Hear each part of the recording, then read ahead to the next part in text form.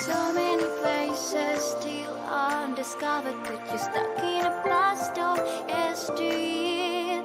Forget all the problems just for the moment. That is the kind of story you should see.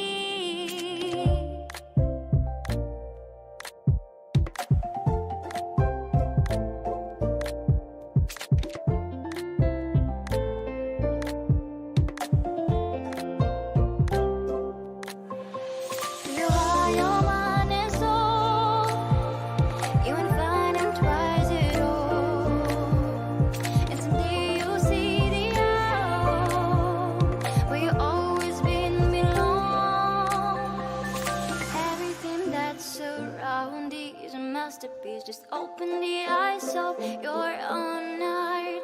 The trials